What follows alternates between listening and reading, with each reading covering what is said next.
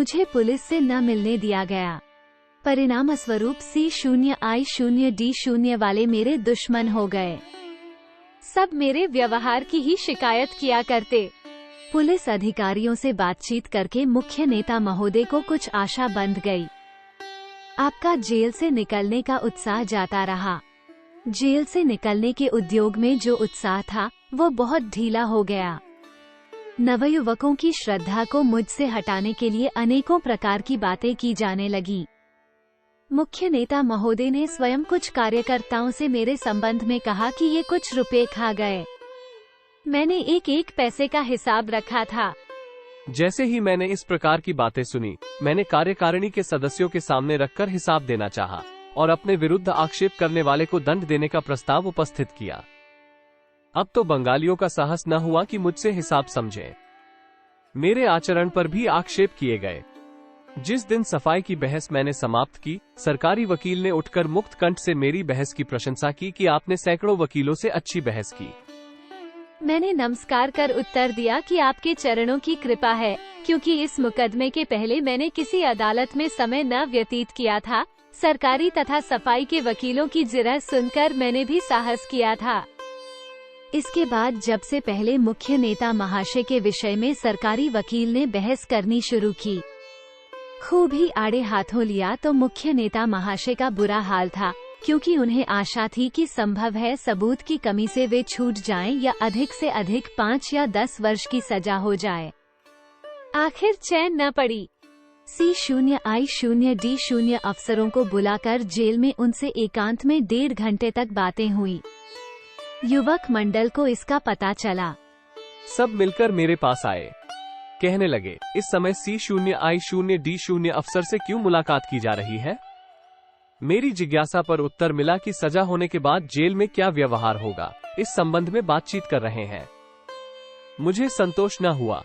2 या 3 दिन बाद मुख्य नेता महाशय एकांत में बैठकर कई घंटे तक कुछ लिखते रहे। लिखकर कागज जेब में रख भोजन करने गए। मेरी अंतरात्मा ने कहा, उठ देख तो क्या हो रहा है। मैंने जेब से कागज निकाल कर पढ़े। पढ़कर शोक तथा आश्चर्य की सीमा न रही। पुलिस द्वारा सरकार को क्षमा प्रार्थना भेजी जा रही थी।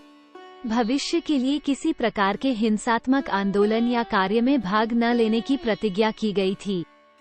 अंडरटेकिंग दी गई थी। मैंने मुख्य कार्यकर्ताओं से सब विवरण कहकर इस सब का कारण पूछा कि क्या हम लोग इस योग्य भी नहीं रहे जो हमसे किसी प्रकार का परामर्श किया जाए। तब उत्तर मिला कि व्यक्तिगत बात थी। मैंने बड़े जोर के साथ विरोध किया कि यह कदापि व्यक्तिगत बात नहीं हो सकती।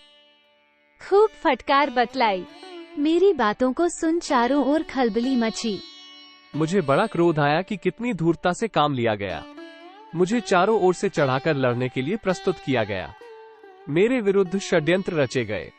मेरे ऊपर अनुचित आक्षेप किए गए। नवयुवकों के जीवन का भार लेकर लीडरी की शान झाड़ी गई और थोड़ी सी आपत्ति पड़ने पर इस प्रकार 20 वर्ष के युवकों को बड़ी बड़ी सजाएं दिला जेल में सड़ने को डालकर स्वयं बंधेज से निकल जाने का प्रयत्न किया गया। धिक्कार है ऐसे जीवन को, किंतु सोच समझ कर चुप रहा। काकोरी में रेलवे ट्रेन लुट जाने के बाद ही पुलिस का विशेष विभाग उक्त घटना का पता लगाने के लिए तैनात किया गया। एक विशेष व्यक्ति मी0 हाटन इस विभाग के निरीक्षक थे। उन्होंने घटनास्थल तथा रेलवे पुलिस की रिपोर्टों को देखकर अनुमान किया कि संभव है ये कार्य क्रांतिकारियों का हो। प्रांत के क्रांतिकारियों की जांच शुरू हुई। उसी समय शाहजहांपुर में रेलवे डकैती के 3 नोट मिले। चोरी गए नोटों की संख्या 100 से अधिक थी, जिनका मूल्य लगभग 1000 रुपए के होगा। इनमें से लगभग 700 या 800 रुपए के मूल्य के नोट सीधे सरकार के खजाने में पहुंच गए। अतः सरकार नोटों के मामले को चुपचाप पी गई। ये नोट लिस्ट प्रकाशित होने से पूर्व ही सरकारी खजाने में पहुंच चुके थे। पुलिस का लिस्ट प्रकाशित करना व्यर्थ हुआ। सरकारी खजाने में से ही जनता के पास कुछ नोट लिस्ट प्रकाशित होने के पूर्व ही पहुंच गए थे। इस कारण वे जनता के पास निकल आए। उन्हीं दिनों में जिला खुफिया पुलिस को मालूम हुआ कि मैं 8, 9 तथा 10 अगस्त 1925 को शाहजहांपुर नहीं था। अधिक जांच होने लगी। इस जांच पड़ताल में पुलिस को मालूम हुआ कि गवर्नमेंट स्कूल शाहजहांपुर के इंदुभूषण मित्र नामी एक विद्यार्थी के पास मेरे क्रांतिकारी दल संबंधी पत्र आते हैं, जो वो मुझे दे आता है। स्कूल के हेडमास्टर द्वारा इंदुभूषण के पास आए हुए पत्रों की नकल करा के हाटन साहब के पास भेजी जाती रही। इन्हीं पत्रों से हाटन साहब को मालूम हुआ कि मेरठ में प्रांत की क्रांतिकारी समिति की बैठक होने वाली है। उन्होंने एक सब इंस्पेक्टर को अनाथालय में, जहां पर मीटिंग होने का पता चला था, भेजा। उन्हीं दिनों हाटन साहब को किसी विशेष सूत्र से मालूम हुआ कि शीघ्र ही कनखल में डाका डालने का प्रबंध क्रांतिकारी समिति के सदस्य कर रहे हैं और संभव है कि किसी बड़े शहर में डाकखाने की आमदनी लूटी जाए। हाटन साहब को एक सूत्र से एक पत्र मिला जो मेरे हाथ का लिखा था। इस पत्र में सितंबर में होने वाले श्राद्ध का जिक्र था, जिसकी 13 तारीख निश्चित की गई थी। पत्र में था कि दादा का श्राद्ध नम 1 पर 13 सितंबर को होगा, अवश्य पधारिए। मैं अनाथालय में मिलूंगा। पत्र पर रुद्र के हस्ताक्षर थे। आगामी डकैतियों को रोकने के लिए हाटन साहब ने प्रांत भर में 26 सितंबर सन 1925 ईशून्य को लगभग 30 मनुष्यों को गिरफ्तार किया।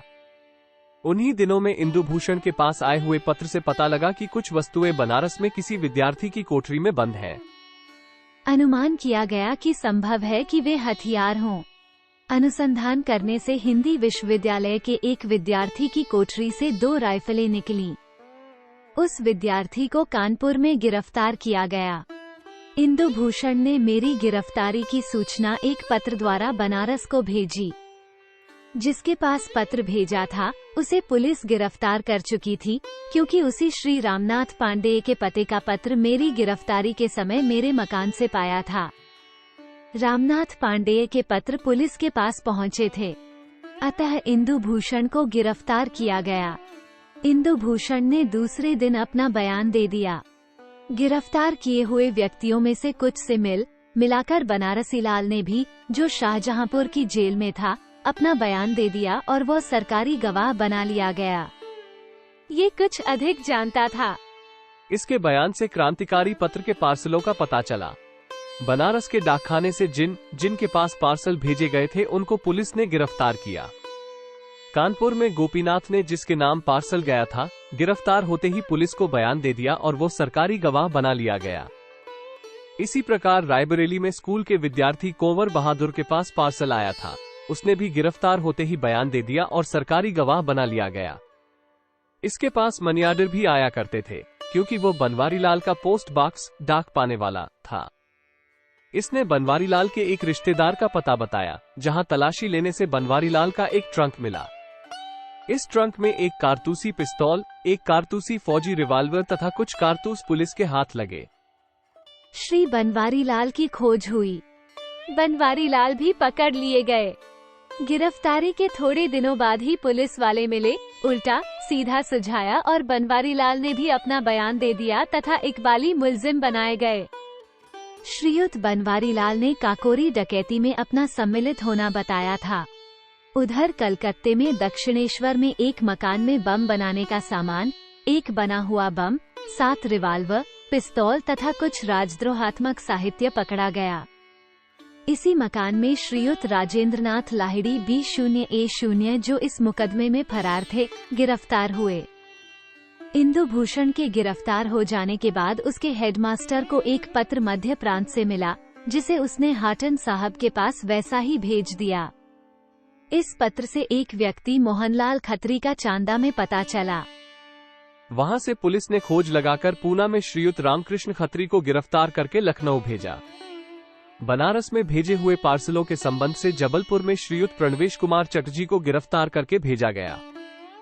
कलकत्ता से श्रीयुत शचीन्द्रनाथ सान्याल, जिन्हें बनारस षड्यंत्र से आजन्म काले पानी की सजा हुई थी और जिन्हें बांकुरा में क्रांतिकारी पर्चे बांटने के कारण 2 वर्ष की सजा हुई थी, इस मुकदमे में लखनऊ भेजे गए। श्रीयुत योगेश चंद्र चटर्जी बंगाल ऑर्डिनेंस के कैदी हजारीबाग जेल से भेजे गए। आप अक्टूबर सन 1924 ई0 में कलकत्ते में गिरफ्तार हुए थे।